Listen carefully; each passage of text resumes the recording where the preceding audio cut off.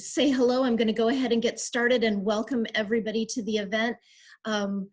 We'd like to welcome all of you to the University of Findlay's virtual Alumni Career Roundtable series, featuring the College of Education Roundtable event today.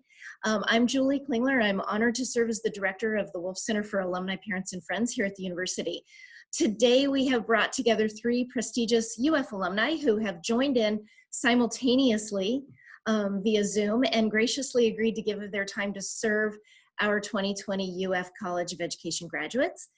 We also have with us today the Dean of the College of Education, Dr. Julie Mcintosh.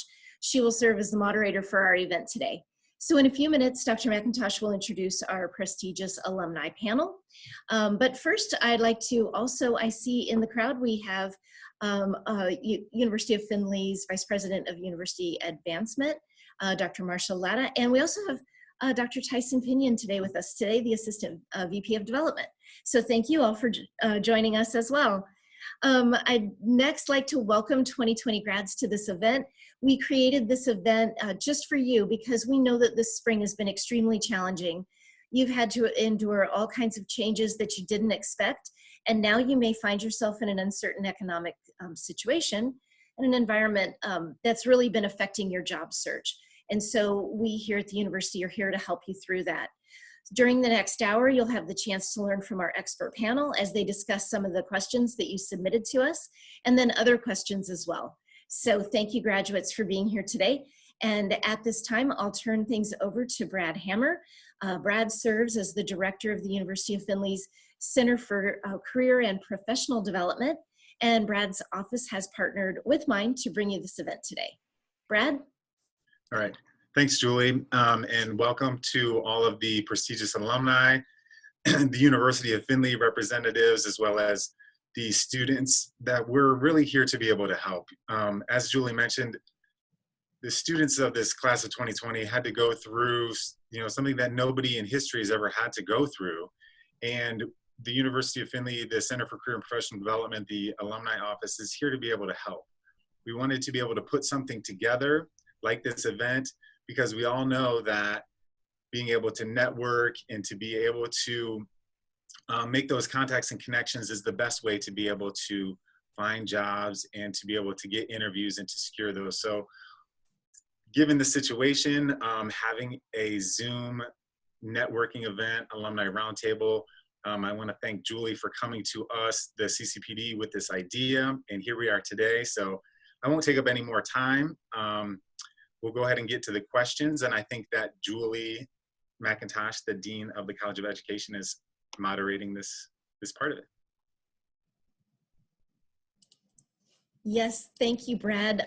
I would like to introduce our moderator, Dr. Julie Mcintosh, who serves as the Dean of the College of Education. So I will let Julie take it from here.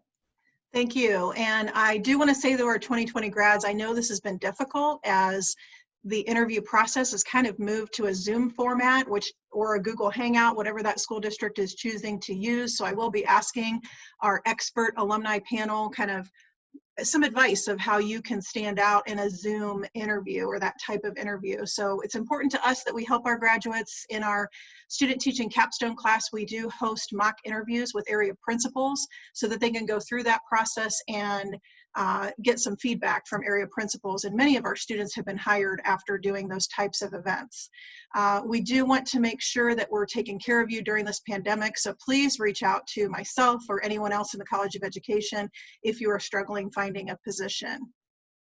I want to thank the alumni for being here today, and as future alumni 2020 grads, we want you to stay connected with the University of Findlay. Let us know where you're teaching, let us know what professional development needs you have, but obviously stay connected back and come back and see us at homecoming and other events as well. So I will at this time introduce each of our alumni speakers and give them a minute to introduce themselves. So we do have Kim Grilio. She is the president at Notre Dame Academy. And I also wanted to share that she was a visiting educator for us a year or two ago, and she serves on our College of Education Dean's Advisory Board. So Kim, do you want to introduce yourself? Sure. First of all, thank you for having me. It's a pleasure always to come back and give service to the University of Findlay, where I received such a fine education. So thank you for having me. I'm excited and willing to answer any questions that you may have. I have experience as a teacher, high school guidance counselor, assistant principal, and now president of Notre Dame Academy. I do have obviously my teaching license, which I got through the University of Findlay, and then a guidance and counseling, a principal, and a superintendent's license. So a lot of different experiences, and I'd love to give back to the University of Findlay, and so I'm excited to answer any questions that you may have. Thank you. Thank you. Thank you, Kim. And Mariah Holman, she is an intervention specialist at Van Buren Schools, and she also serves on our Educational Advisory Council. Thank you, Mariah. Hey, thank you. So glad to be back. Like Kim said, we work with the University of Findlay. So I'm a 2013 UF grad with my intervention specialist license. And I also just finished up my master's degree last year in curriculum and instruction with a focus in autism spectrum disorders. So I am finishing up my 6th year of teaching. I've done 2nd and 3rd grade special ed, and then 3rd to 5th grade at Van Buren, where I currently am. So yeah, just glad to be back and willing to answer any questions you have. Thank you, Mariah. And our third alumni speaker is Bob Smolinski. He has been a principal at Euclid City Schools. He is retired. He did serve as a visiting educator for us in the College of Education a few years ago, and we appreciate him staying in touch with the College of Education. Bob. Thanks, Dr. McIntosh. Yes, I'm a 1974 grad of what was then called Findlay College. It was a lot smaller than it is now. I think we had an enrollment of about 1,200 students. And I was a graduate of Euclid High School, where we had a graduating class of over 900 students. So I went from big to small, and I liked it. Findlay was great. The professors were wonderful, giving people. And I just heard my grandson run in, so he's going to be bouncing in here in a minute. Hi, Kevin. So anyways, I'm glad to be here. I've served as a principal and a teacher in the Euclid schools for 35 years. I've been retired for 11 years now, and I feel a little bit like I'm out of the loop. I've been basically child caring for my grandkids for the last 11 years, almost on a daily basis. So that's been my life of late, but I'd love to have a chance here to give back. Okay, thank you so much. And I'm sure that experience of watching your grandson is great experience for teachers too. So Right. We did have a student send in a question, so we will ask that of the panel first. And that is, what was your biggest challenge with management and how did you get past it? I'm assuming they mean classroom management. I'll respond. In my early years of teaching, I had I was teaching junior high, and I had one class. Of course, I switched classes, but I had one class of 24 students, and of the 24 students, 19 of the students were boys. So there was an extreme imbalance of boys versus males versus females in the class.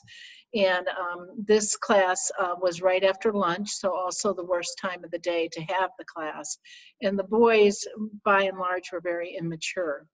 And so it really was very difficult for me to get them settled down and so forth and so on. And so I actually went back to a University of Findlay book that I had. I went and got my old books out and found a management tool that was that I didn't yell, I didn't say a thing, which is more my style because I was never a yeller as a teacher or anything like that. And all I did was stand at the front with a stopwatch in my hand. And then they learned very quickly that the longer the stopwatch went, the more that they would be writing some paragraphs down, and they settled down very quickly. So it was a great, and again, I got it out of a book that I used at the University of Findlay, and it was probably my 3rd or 4th year of teaching, didn't have any management issues up until that point. But again, it was the chemistry of that class, and I knew I needed a different technique than I had ever used before. So that's the one that rings true to me, so. I think for me, Go ahead, Mariah. all right. I think for me, it was tough when we're working with children with disabilities that have the ADHD, have ODD. My first year out, I saw a lot of that. And there was that balance between some of these kiddos had parents that were my age or older siblings that were my age. So it was like, there wasn't really that respect there because they still saw me as a young, I was a young teacher, 21, 22, coming out teaching. So like Kim said, I went back to my university resources, my books, and the professors. I contacted Sue Brooks and Kathy Grates and was just like, hey, what do I do? I have these issues. I'm not sure what to do. And they gave me different strategies working with that. We can learn about classroom management in the classroom, but there's nothing compared to when you're on your own and getting that first time experience where there's not another adult out there and it's just you trying to figure that out. I can echo a lot of what Mariah just mentioned. I know when I started back in the 70s, they didn't even recognize learning disabilities or kids that were what we would call ADHD. And that made it a challenge. I think for me, the biggest challenge I faced was getting in power struggles with the kids. I had middle school kids, the smart aleck kids, and they would suck me right into those power struggles with them. And as I look back, it looked like a mountain, but it was really a little molehill, and it wasn't always worth the battle in the classroom. And I also think being more organized. I did things kind of off the cuff. And I think if I was more organized, including the way I set up my classroom, the way I greeted my students, make it a routine, I think that would have made a difference for me. Also, and let's see, can I get myself on full screen here or do I do that myself? You do that yourself. If you hover over, you can go to speaker view. Okay. Oh boy, where am I at here? Top right This is my first experience on Zoom, so I'll have to find out where this is. But anyways, I wanted to show a book, and I'm just going to hold it up for a second. It's The First Day of School by Harry Wong. Mm-hmm. And I didn't secure this book until I became an administrator. And I wish I had it as a teacher, because this book really shows how to be organized, build routines, get kids in a routine, and then you can go from there. You can be creative, let loose a little bit, but you have to get the kids organized first. Yeah, and that is a great book, and we still reference that book in many of our classes, particularly the Intro to the Teaching Profession class. So it's a great book. Rachel Darrow, I believe you have a question. I do. Thank you, Dr. McIntosh. First, Bob, I just wanted to say I grew up in Willoughby, so I am I grew up right around the corner from Euclid. I went to Willoughby South, so Sure, a rebel. Oh yeah. Except you can't really say that these days anymore. Right, that's true. That's how things change, right? Yes, they sure do. But thank you all for being here. My question is mainly for Kim and Mariah. As a female leader, I'm just curious, what has been the most significant barrier in your career, and how did you work through that barrier? I think I'm going to go back to, I student taught at Liberty Benton when I was at the University of Findlay, and I'm an 81 grad, so things were a little bit different back in the day. Bob would attest to that too in the 70s and 80s. And I did not find a teaching position right out of college, but I was still living in Findlay, and Liberty Benton had a teacher leave in October. And so they hired me to come in as a full-time sub. And of course, as a sub, you can sub for 60 days and then they'll hire you in. Anyhow, so the high school principal, I was teaching junior high math, and the high school principal had me in on my 59th day on a Monday and said that the football team lost on Friday night and that they needed a male for the position. And I said, I'll coach football. And he laughed. And I said it again, I'll coach football. And now today in 2020, of course, we do have NFL female football coaches. So I think that really, and of course I was devastated. I really wanted a full-time position and so forth. So I ended up getting hired at my alma mater at Danbury in February. So they had an opening, and so I went and interviewed there. And I was a volleyball player in high school, and they said, we're going to need a high school volleyball coach. I said, be happy to do that. And then they said, I don't know how you feel about this, but we're going to need a junior high boys track coach. And I said, not a problem, so I mean, so I think that, as a female and back in the 80s, this was not uncommon. And I will tell you that my son is a paraprofessional at a school here in Toledo, and he is also an assistant varsity basketball coach. And last year, he had me come in. They were having female leaders talk to boys about overcoming, challenges that you've had in your career to get you where you are today, and so that they could look up to their mothers more and so forth. And I told that story, and these boys laughed, and I paused, and I said, it's 2019, and you're still laughing about me saying that I coach football. And so, it's to me sometimes, and by the way, I was a little nervous after I agreed to talk to the basketball team, because Notre Dame's an all-girls school, and I've been there 17 years. I thought, oh my goodness, what did I agree to? I'm talking to a group of boys, teen boys. I haven't talked to teen boys in years, you know what I mean, kind of thing. It went fine. But so I think sometimes as a female leader, things haven't changed as much as I would like to see them change. And I think that you really have to be aware and be able to stand strong and say, I'm willing to try that. On the flip side, I will also tell you, Danbury asked me to coach cheerleading. I was never a cheerleader, and I wouldn't touch cheerleaders with a 10-foot pole. So I also said, no, really cheerleading, I'm sorry, I'm willing to do a lot of things, but I can tell you right now, this really is not my thing. And I made a joke and said I had a hard time stomping and clapping at the same time, which is true, by the way. So again, I think you can be funny about things.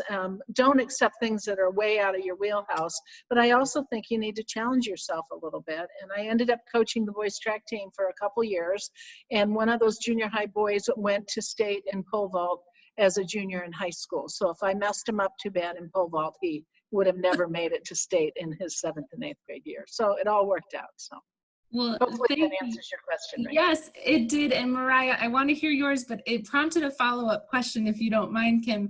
That's a really, really interesting example, and thank you for sharing. My follow-up question would be, did you have, I know you had said that you were a volleyball player in high school, but did you have prior coaching experience, or did you see that as an opportunity to, like you said, challenge yourself, but not only challenge yourself, but also further develop your skill set and further develop your opportunities and your opportunity tracks within the school setting? Was that some of the reasoning behind why you said yes? I did not have any prior coaching experience, but back in the day, the University of Findlay had you take some PE courses and so forth. It was part of your program. And so I did take I think it was called Theory of Coaching or something like that, because I do enjoy sports, and I thought maybe that will help me. I will tell you, I did say to Danbury, being a player is much different than being a coach. And if I found a workshop that summer, could I do that before the start of the season in the fall? And I did find a workshop at Ohio State specifically on coaching volleyball, and they had already agreed to that. So I knew there was still a learning curve. I mean, it's kind of like if I was going to teach English, I speak English, it doesn't mean I can teach it, you know what I mean, kind of thing. So I might be able to play volleyball, but it doesn't mean I can really coach it. And I ended up coaching volleyball for a few years too. So now it serves me well, because obviously we have an athletic department and I know a little bit about coaching, but that really kind of was the end of my career, except for with my kids in CYO and things like that. So. Oh, wonderful. Thank you. You're welcome. Mariah, did you have anything to add to that? Yeah, I think kind of echoing what Kim said, a lot of it has been kind of challenging the preconceived notions. So, being an elementary teacher, our staff ratio is about 60 females to 1 male teacher and our male administrator. And that's, I think, common for elementaries. At my first school, it was the same way. We had 1 male elementary teacher and a male principal. I mean, it just warms my heart that we're starting to branch out, to see Kim as the president and Dr. Mcintosh as the dean. I mean, that's come a long way for females. Education's a female-dominated field for the most part, but not in administration. So a lot of it has been challenging. Like, hey, like Kim said, I took a position as a throws coach at my first job. Again, I was a shot put and discus thrower, but I was an official. I was not a coach. So I had to learn the coaching aspect. I, had, especially with special ed, and it was a combination, I think, of being young, but also being a female with my first special ed director, that I had to prove myself continuously. Like, hey, I know what I'm doing. I need you to trust me. And it was a lot of asking for and trying to gain that respect. And kind of going along with what Kim said, when we're in positions that we're not necessarily what people think we're suited for. So aside from being a teacher, I'm also a track and field official. And at Van Buren, where I teach, one of my first meets, I was on the track, walking the track, and somebody called the athletic director and asked if we had an open carry permit for the school because there was a woman on the track with a gun on her hip. If you're not familiar with track and field, it's a starter's pistol, but they were confused why there would be a woman with a gun on the track because I was the only female official in the area. So again, it's kind of breaking down that barrier of like, hey, we can do this too. I'm not saying that it's perfect. We've got a long way to come with women in leadership and education, but I think, it is challenging yourself to do better, and then also challenging the notions of just because it's always been done this way doesn't mean it has to be. Okay, thank you. And Bob, did you have anything to add? Actually, I did. I would say that sometimes things never do change in a way as far as gender is concerned. My own daughter, who's an educator in the Mentor School District, is the head coach on my granddaughter's fast pitch travel softball team, of which it's very male dominated in terms of the coaches. She's the only female coach, and I coach with her. I'm her assistant. I used to be the head coach in this program years ago, and she was my player. Now I'm her assistant, and all the assistants on the team are other dads on the team. And she really, even though she's had a great athletic career in college and high school, she still had to prove herself. And I'm only seeing them now really accept her. I know she's got the ability, and I trust her, and I follow her lead. But I found that in every job change I've had, everywhere I went, I had to reprove myself. But I mean, you can't do it in a forceful way. You can't be obnoxious or dominant or do it my way. You have to it's got to be like a blended situation. And no matter if you're a male or female, I found that I was in an elementary school with almost all female teachers, and my background was really middle school. And I know when I came in, I think the teachers were skeptical. Could I work with younger children? How would I do here? And it took a while to, I think, get acceptance from people. It does not come overnight. It's little steps. And if you go in the right direction, you'll fit in. It's true, I think, whether you're a male or female going this way or that way, you still have to, like I keep saying, prove it. Prove it sounds like such a forceful word, right? At the time, I can't think of something else to substitute for that word, but you have to, I think. Yeah, and the advice I would give to females that are looking at a leadership position is, just like I teach a classroom management class and I tell all of the candidates in that class to find a mentor, don't just use the mentor that you're assigned by the school district. Find a mentor that you look up to and you want to be that type of teacher. So in a leadership position, I would say find other females that have been in leadership positions that you can talk with and ask advice and bounce things off of, because sometimes that's hard to do with other people that are in the same position as you, or if you're the principal, you don't necessarily want to have those conversations with teachers in your building. So find a mentor and other females that have been in those leadership positions. So the next question I want to ask, because I don't want to forget to get to this, and it's what I brought up at the beginning, is I actually had a conversation yesterday with a principal who just got done interviewing quite a few candidates, and she was telling me how some of them didn't go so well on Zoom. So do you alumni that are on the panel today have advice for students who are interviewing in this type of platform on Zoom? How do you stand out? I think the first thing is, and we've had to conduct interviews over the years in different ways, having people out of state before Zoom was around, a phone call.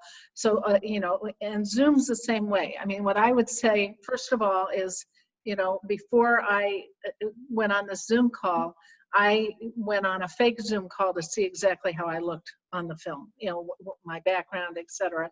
Because I'm in my home, I'm working from home, and I do Zoom almost daily, but from different perspectives. So I wanted to make sure that I, made sure I'm going to move this a little bit because I just heard my husband come in so that he won't be seen. There we go. So that's the first thing, is to make sure you know what you look like. And the other thing is you have to come off as energetic and positive. It's the same as a face-to-face interview. That you really enjoy the topic. You want to be a teacher. You're the best candidate, but come off as really positive, and always put everything in a positive light. We can all think of experiences in field experience that were negative for us. Even myself, again, as an 81 grad, I'm not going to go down that road, but we all had some type of experience during our undergraduate years that perhaps wasn't the most positive, but you can spin that in a very positive light.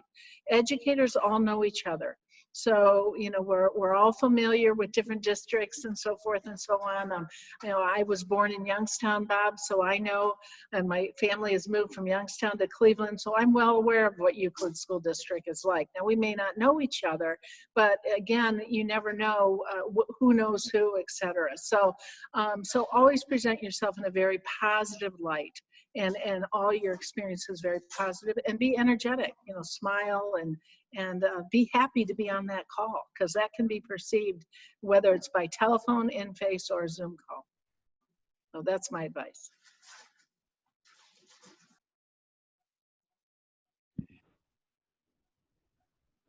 I think I would agree with that. Make sure you know your platform before you get on, because the last thing you want to be doing is trying to fumble around.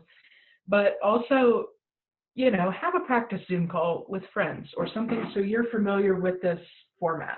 Because I can tell you how comfortable I am now. It's not as comfortable as I was when I started remote learning in the middle of March. Because you have to get used to, as teachers, we feed off the energy of our kiddos that are around us. You're by yourself.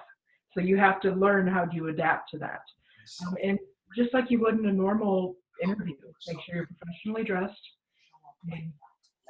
Make sure that you are as presentable as you would want to be, and make sure you know what's behind you.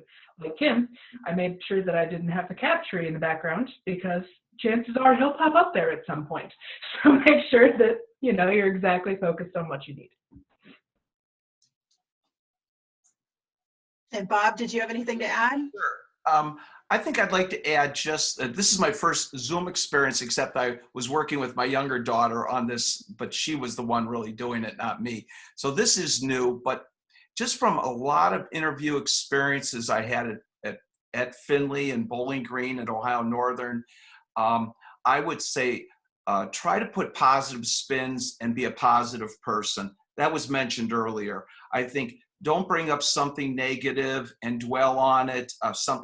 I would not bring it up.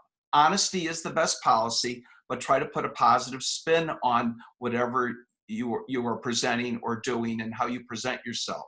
I've had some candidates present themselves they were too familiar at the interview, almost too cocky in interview and too friendly.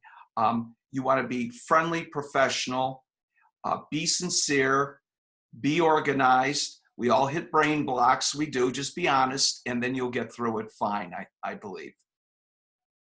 And I think all three of you have given excellent advice based on this conversation I had with a principal yesterday. And I would say also kind of what Mariah mentioned, that you have to expand upon your answers when you're getting a question. And it is hard in this type of format. So because you're used to as a teacher, seeing that immediate feedback from students. And when you're just talking to your computer screen and you're seeing yourself, it's very difficult. So one of the things that this principal mentioned to me was that they blocked out 45 minutes of time for an interview, and it was over in 20 minutes because the student that was being interviewed didn't expand upon their answers and give examples and those types of things. So I think the more comfortable they can get with the format and also give specific examples. You've been through student teaching methods block. pre-professional blocks. We give lots of field experience at the University of Findlay that they can pull examples from. So that kind of leads into a next question that popped up in the chat room, and that is, what do you think differentiates the university from other colleges and universities that offer education degrees? I think the University of Findlay is more hands-on. I think that you get the assistance that you need, you know, everybody's there to help you be successful. So it's just that personal touch. I mean, I still feel it today as, you know, again, I graduated many, many years ago, but you know, I just have a special relationship with the University of Findlay compared to where I went to graduate school. You know, actually, there's probably very little contact with me from where I went to grad school. So, whereas the University of Findlay, I feel like, is always in touch with me, et cetera, and you know, it's still with me today. You know, and I will just say that I emailed Julie because when you sent out the list of participants from all the different colleges, I went on to see if I knew anybody else, and in the College of Business, there was my brother. So I emailed Julie and I said, you won't believe it, because obviously we have different last names. My brother is doing this for the College of Business, and she was very kind and said that we were both successful people, but somebody in her office had mentioned to her the day before that we were brother and sister. And that's that, you know, you don't get that at other universities. He graduated in '83, I graduated in '81, and somebody out there still knows that we're brother and sister. You see what I mean? That's just, to me, that just touched me, that anybody would know this many years later that we're related, you know, so, yeah. I second that. I mean, I felt like I have that personal connection with a lot of the staff. The fact that, you know, Dr. Mcintosh is the Dean of Education, you know who I am. We've worked together over the years, you know what I do. And like Kim said, my graduate experience, I said hello to one of my professors that I had worked with. It was an online program, but I said hello to her at graduation. No idea who I was. It was just kind of that, like, hi. I mean, everybody knows you by name. They know exactly who you are, what you're doing, and they keep up with you years later. You know, to be asked to come back, it's like, hey, like, you guys recognize, you know, that I'm still a teacher in the area, and this is something that I'm passionate about, talking about the education. But also, I think the hands-on experience is key. I had a student teacher from a different university in the fall, which would be comparable to, like, I guess our sophomore block. They called it something different. And they were just kind of expected to sit and observe. And I know for UF, you guys want us to get out. You know, we're out as freshmen in the LAMP program. We're out as sophomores teaching at least a lesson, but, you know, you push more. I think it's that drive to get us out and working more. I know in special ed, we're licensed K-12 for intervention specialists. So I had a placement in high school, a placement in elementary, and then my methods placement was a little bit different. I went to a separate school facility, but you made sure that at UF I had 3 totally different experiences so that I knew exactly what I wanted when I left. And I think that's key, that a lot of universities don't do in talking to some other grads.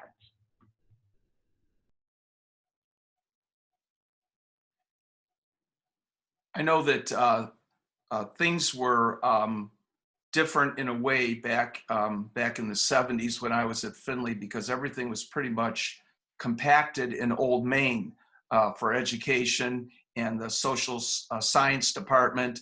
However, the thing I noticed upon my visits to Findlay, 4 or 5 that I've had in the last 10 or 15 years, is that personal touch is still there. There was a personal touch with all my professors, not just in education, but in the other courses that I took. I can't tell you how many times we were invited to professors' homes and had lessons in their homes or visits connected with the university. That was wonderful, wonderful experiences, and showed how caring these professors and educators were. And I noticed the same thing when I visited. I saw that personal touch when I visited. There was a genuine caringness amongst the staff. And I like the facility that you have there. I think is it called the Den, I believe, that you have at Findlay? is that what it's called, where the kids get a chance to tutor other children? Oh, the clubhouse. The club, okay, I called it the den. The clubhouse, right. I thought that was a really great idea to get kids interacting. And it is a good trend today to get students out early instead of waiting. I think for us, it was almost near our end of our sophomore or junior year that we started observing, and that was silent observing and getting involved. But that was true in all colleges and universities back in those days. So it's really good that the university is getting the students involved early. Okay, thank you. What has helped you the most when pursuing your career path, and what tools have you used throughout the years to stay organized and focused on your goals? Well, my answer is probably going to be a little different because I work at a Catholic school. So my faith has always been really important to me. I've worked in public schools, but gravitated back towards the Catholic schools because my faith is very important to me. And to have that marriage of career with your faith is very special to me. So that's a little different. You know, I think keep me organized. I was taught math primarily, so I like to be organized. It's kind of a, my husband probably says I'm a little too, you know, structured, but I like to be organized. I like to solve things. I think that's good as an administrator. But I do believe that along the way you have different mentors at different points in your career, and I don't think it matters how. You know, like I never thought I'd be a president, but I am, and I still have mentors that are helping me. You know, these are good people to have good listening ears. I think that no matter what your degrees are or how high you go, you have to have those good listening ears, and you really have to want to continue to grow and continue to learn, and listen to those mentors. And you'll be able to identify those. You'll know who those people are that really want you to be successful. And I think that would be my advice is make sure you have those mentors at any stage of your career. You will need them. Teaching is difficult. We've heard that now in the news. Parents are realizing, you know, this is not a cakewalk here. But the students are where the joy is. I will tell you as an administrator, and Bob, I think you'll agree with me, the students are never a problem. They're always a joy. You're going to have hurdles to go with students, but it really is, again, if you have that negative teacher, we all have those teachers in our buildings. It doesn't matter where you're at. That's tough on an administrator. Those are the people that are tough. And that's why you need to stay positive and have those listening ears and have a mentor that is really good for you to help you grow as a teacher, whether you become a counselor, an administrator, whatever you do, you need those mentors. So that's my advice. I really second that. You know, having a mentor who is not afraid to hold you accountable. You know, you don't want just a friend that is going to just kind of be your yes man. You want somebody that's going to hold you accountable. That, hey, you said you were going to do this. You haven't done this. Let's make sure it gets done. And that has been all walks, whether it's the teaching, the organization, you know, finding someone that has been there, that has walked through this, but also that we can kind of bounce ideas off of each other. That, you know, my mentor's got every teaching trick in the book and knows IEPs and documentation in and out, whereas my strong suit is with technology. So we've kind of helped each other, like, hey, I can show you this on Google, you know, you can be doing this more efficiently. So have someone that you can kind of bounce those ideas back and forth. And then I think the big key for me, especially again to this remote learning time, has been just networking with everybody. For me, I'm in a couple Facebook groups and Instagram. I follow a couple people that are like, hey, have you seen this? We can do this. Hey, this website has free resources. And just teachers are willing to help teachers. You just have to be willing to find your network, find your people that are willing to support you. And whatever you're having issues with, someone probably has already gone through it and has a solution. So make sure you reach out, find your people, and use what you have. Organization is key. So whatever works for you is what is going to make you most successful. Sure, I'd like to chime in a little bit. I know what Kim said is so true. Yeah, it wasn't the children or the kids. It was always the adults. And I remember whenever I faced a serious discipline issue with a student, I always thought of two things at the same time: their parent and the adult that was affected by their actions, and how to make that work so both could feel acknowledged and supported. And that was a challenge. I wasn't always thinking of the child, and it's really too bad you have to do that, but you have to make it work, you have to do that. Now, that was always silent within my own head here. I did want to respond to the fact that teaching years ago, and maybe still today, can be very lonely position. You're often by yourself in the classroom. I think there's way more collaboration, teamwork, networking, as was mentioned by Mariah today. But back then it was lonely. It was a school of hard knocks. I can't think, if I only could remember all those mistakes I made, it would probably keep me up at night. But later on, when I became an administrator, it all started hitting home. I wish I knew back then what I know now, sort of speak. I gave a little talk once about teaching being a lonely job. And this is after I became an administrator. And I used the theme of the Three Dog Night song, "One is the loneliest number." And it really is lonely until, with the statewide content standards and content statements they have, we were getting on the same page. I think that was good. That was a good move, because we were going in all kinds of directions. I don't think it's good, though, that we have to have so much pressure. I think that is a bad point. I think we miss out on helping children because we're so focused on those test results. It's like a coach who just cares about winning and doesn't care about the welfare of his players. I think that is the downfall of where we've moved to. Sometimes we move from one extreme to the other, and somewhere in the middle is a good place. But as we adopted to teamwork in our school and forming teams of teachers, and for school improvement, a lot of the professional learning community from Rick DeFore, that kind of philosophy, I think that working together was a good thing for school, and we supported each other. Now, with all our modern connections, with Facebook and everything, I think that's even made things better. You feel like you're acknowledged and supported, because if not, you go home and you're in a sorry state. And we don't want our teachers to be in a sorry state. We want them to be supported. We want to be supported. Yeah, I think, Bob, that's a really good point. I think we've come a long way since Rick DeFore's work with professional learning communities, and now I think they've even moved on to calling it communities of practice. But I think teachers are collaborating a lot more than they used to, and it's not so lonely as it used to be, because that's when I started teaching, it was, there's your classroom, have fun. So it's changed a lot since then. So as our alumni who are watching this are preparing for interviews, I wondered if each of you could share some questions that candidates might be prepared to ask. And Bob and Kim, if I can ask you, if some of our candidates that are in our EDD program, that they might be applying for a principal or a superintendent, what kind of questions should they be prepared for as well?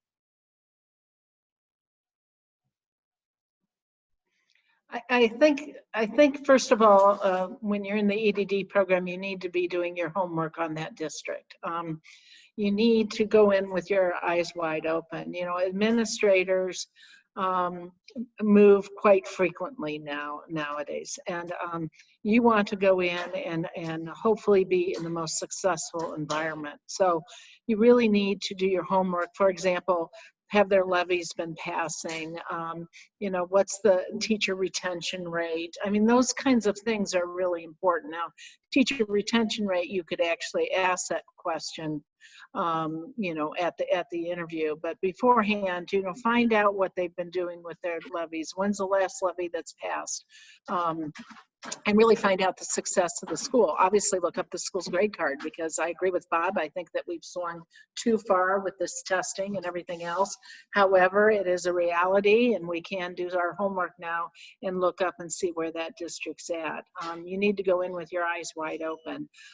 Also, you need to look at the turnover. If if it's a principal's position, you know, if the last principal was only there 2 years, then find out when the principal before that was there. If you see, you know, revolving door there, it may not be the best place to start out as principal. Same thing with the superintendent's position. Again, going with your eyes wide open. You need to know what you're going to be prepared for. That's where, again, I would really do my due diligence before I would go into an environment.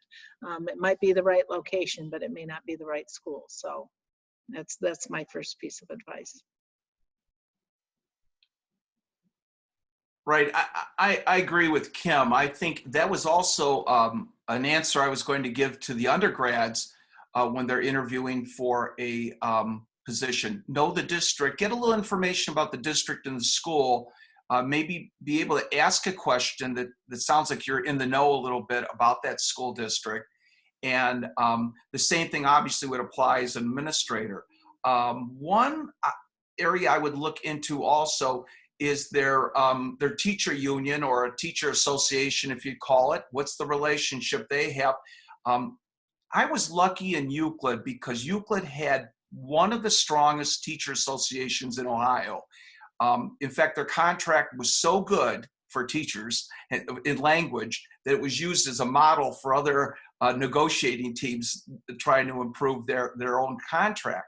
And I was part of that teacher negotiation team. I had some leadership role there. And then when I became a principal, I did not look at the association as my adversary. I looked at them as a group of people I could work with. But we had some administrators come in from the outside who were associated with weak associations, and they came in like a bull in a china shop, and boy, they got shot down pretty quick. And then there was this adversarial relationship. So try to find out what that relationship is. Don't look at it as necessarily as a bad thing because the association might be strong or that it's weak. That doesn't mean that you could also run roughshod either. But I mean, I think that's important to find out that aspect of the district also. And maybe, I don't know, I would try to make some contacts with people in the district to get their feedback about the district also, parents and some other teachers and other administrators. I know sometimes people are afraid to say something because they think it's going to come back to haunt them, but it's better to find out early than too late. Yeah, I would agree with Bob with that. After my first interview with Notre Dame Academy, I was actually finishing my principal's license, and there was a fellow Catholic school administrator in one of my classes. And so after my first interview, I talked to him and said, you know, what do you know about the administration of Notre Dame Academy? Because I knew he would have some insight. So, you know, also rely on your colleagues that you currently either have finished up your program with, et cetera, because they're out there and they may have some information that might be beneficial to you. I know it was beneficial to me, so. And, you know, sometimes this is kind of counteracting what I just said, but sometimes the information you get from someone is not always on target. I can't tell you how many times I've been in places where someone said something negative about a person or a place, and later I found that really not to be true. At least in my eyes, it wasn't true. So you have to take everything with a grain of salt. And also, I would say to students, graduate or undergraduate, all experiences, this is going to sound silly, you don't judge a book by its cover. I can't tell you how many times I've gone into a classroom as a teacher or a school building or a relationship with a parent, and I made that judgment, that quick judgment. And as it turned out over time, I was 180 degrees wrong or inaccurate in my viewpoint. Sometimes it was to the negative and sometimes it was to the positive. So you have to kind of hold the reins a little, hold on a little bit before you make those judgments. I know that doesn't always help when you're seeking a position, but when you're in one, take your time, let things sort themselves out before you jump to any rash decisions. Thank you. Mariah, did you have anything to add from an initial teaching position interview type questions they should prepare for? I think, like they said, just know your district. Know what is happening with the grade card. But also, I think what's big with educators is I hear a lot of people that want to, they're from Lima, they want to teach in Lima, which I get that. But I think coming out, sometimes you have to be willing to expand your horizons too. My first teaching job was an hour away. And I told myself, I can do anything for a year. And after a year, I'm going to decide, do I move north or do I find a job down here? So I think being willing to get that experience is going to be big. So look at the schools you might not have considered before. See what they have to offer, because just because they're not in your geographic area, like Kim said, it could be the right area, but the wrong school. So sometimes you have to stretch out a little bit and see what is there to offer, especially starting fresh out of college. With a lot of positions, people want experience, but they don't always want to give you the experience. So if there's someone that wants to help you out as a first, second year teacher, take that opportunity, learn what you can, whether it's a positive experience or not, put the positive experience on it, positive twist. Hey, I learned what I don't want to do. Whatever you have to do to help make you a better teacher. And maybe down the road, you can come back to where you would like to be. Okay, thank you. And a shout out to Cindy Strassmann. She meets with all of our students at all levels and helps them prepare for this interview process. But one of the things we tell them is you better have questions prepared. When they ask you, do you have any questions for us? That answer should not be no. It should be, yes, I do have some questions. And I think you've given our candidates really good advice to ask some specific questions about that district and the report card. I do want to ask, all of you clearly are successful, and how do you balance your work ethic, because you have to have that to be successful, career advancement, and a work-life balance? Yeah, it's really important to have that work-life balance, because your family is very important. And my children, my youngest now is, I guess, 28 years old. So, my point is that no matter how old your children are, you want to have a good relationship with them and with your spouse and with your friends, and all of that's very important. And I think that exercise is very important too. I think you need to, stay healthy and eat well. And, I know I've worked with other lead administrators, particularly at Notre Dame, and I'll talk about the importance of not eating at your desk. You need to get out and talk to other teachers and talk to the other adults in the building and so forth. And you can take that half hour, and you need to do that because it's very important. It's important for you to walk around the school building and be seen by others. And for me, it doesn't matter if you're the CFO or the principal or dean of academics or dean of students, you need to be out of that office. So, so that's very important. But all of the above is important. And, when you're an admin.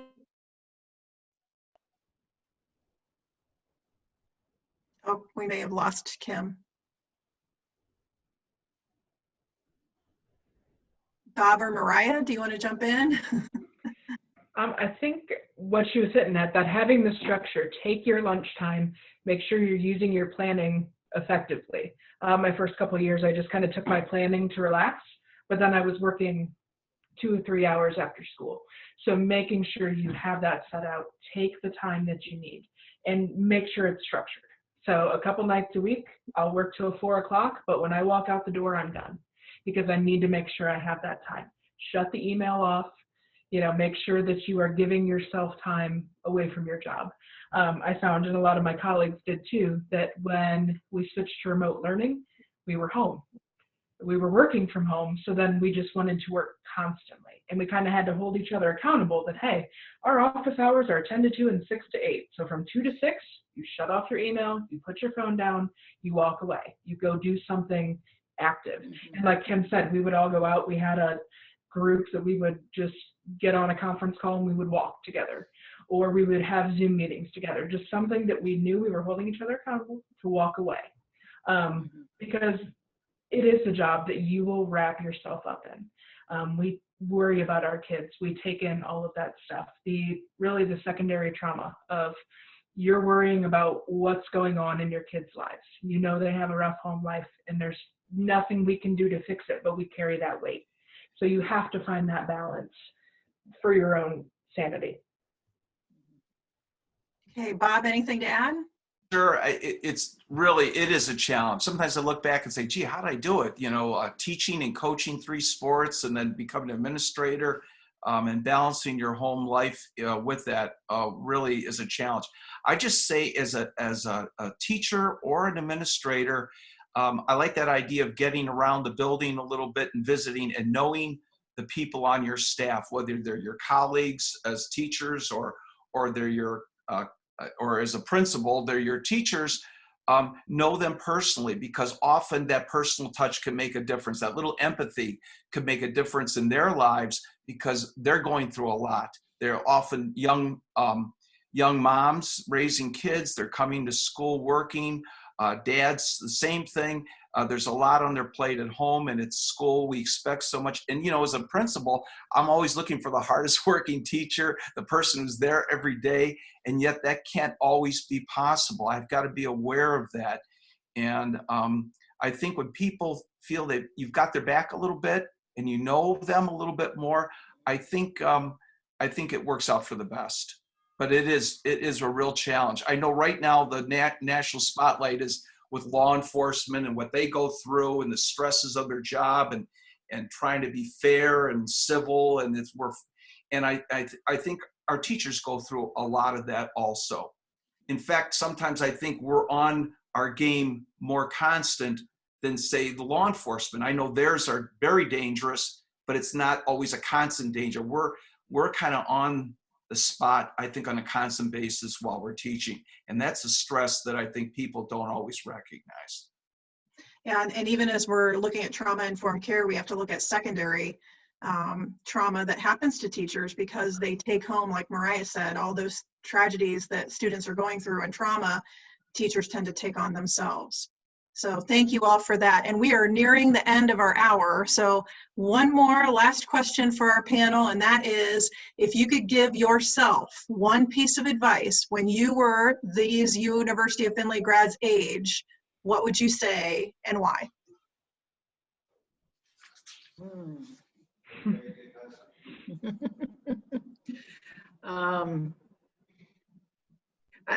For me in the 80s, you know, it was a saturated teaching market. So I described how I had to bounce around a little bit until I found my position.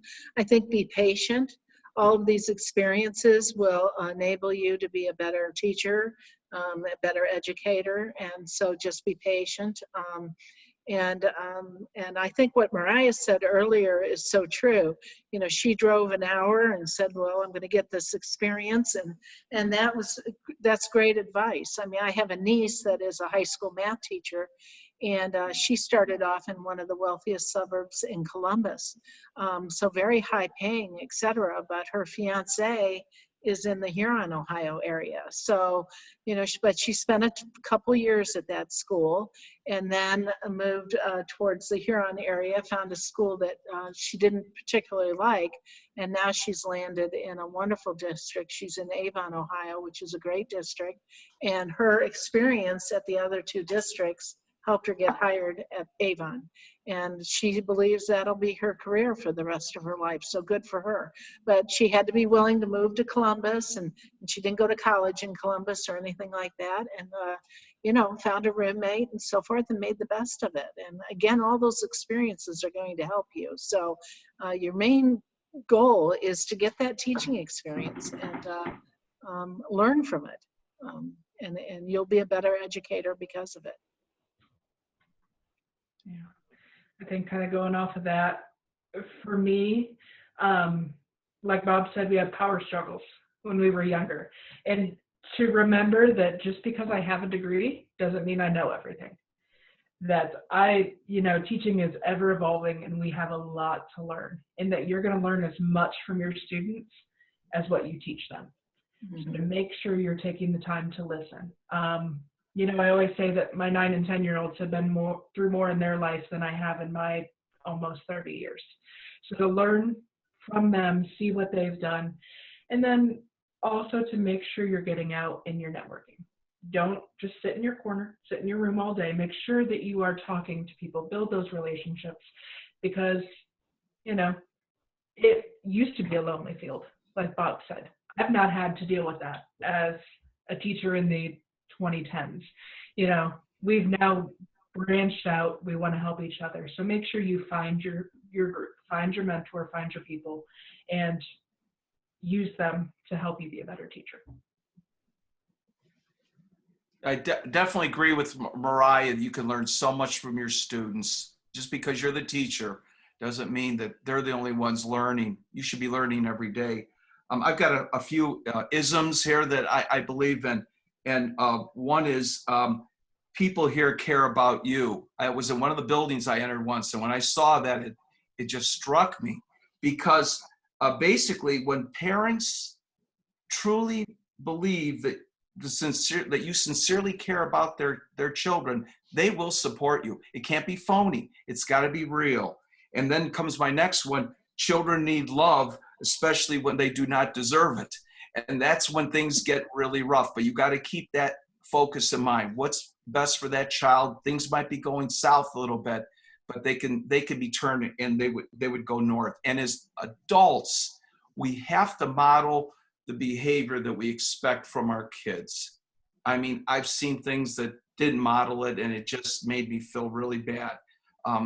You've got to show kids that your behavior's got to show to kids what you're expecting from them, and you've got to prove it to them that way every day. And the other adults in the school too, for that matter. Well, thank you, Bob. I think those are very inspirational isms to share with everyone. And I want to thank Kim, Mariah, and Bob for participating today. I think this is great advice for our 2020 graduates. And I want to thank the Alumni Office for hosting this today. And I will pass it off to Julie. All right. Thank you, Dr. McIntosh, for being here today, for moderating this session for us. We truly appreciate your assistance, and you've done a wonderful job leading the discussion. I am overwhelmed with gratitude to our alumni panel today. Thank you all for taking the time to be with us here to help us mentor these 2020 UF grads. You've truly made a special impact on their career journey and have done so in great Oilers spirit, and for that we are very grateful. I'd also like to thank our graduates for being here today. Please remember that the Alumni Office and the Center for Career and Professional Development are here with you always. Thank you to everyone on the advancement team who have worked so hard to make this event a success, my colleagues. And then also finally, I want to let you know we have recorded the session today. We are thinking of great ways where we could reuse this recording in the future to reach even more grads. So keep that in mind. Thank you all for being a part of this. And now I'll turn things over to Brad Hammer. All right, thanks, Julie. And thank you to our alumni panel and to Dr. McIntosh. The Center for Career and Professional Development, for all of you 2020 grads, is here to help however we can. Cindy does a great job. We actually, all of the advice that we've received today rings true, and it really does, it validates all of the work that we're doing in the Center for Career and Professional Development. We do have a interviewing tool that you can record your interview and practice it however many times you want in order to be able to practice what the platform is now at interviewing, whether it be Zoom or Google Hangout. So we have those resources available. Look us up, we're here to help. Again, thank you to everybody for participating, and I'll turn it back over to Julie. All right, that's all we have for today. Thank you all again for being here, our panelists, our moderator. It's been a wonderful session. And again, thank you and have a wonderful day. Okay, good luck, grads. Good luck. Good luck. Good luck. Thank you very much. Good luck.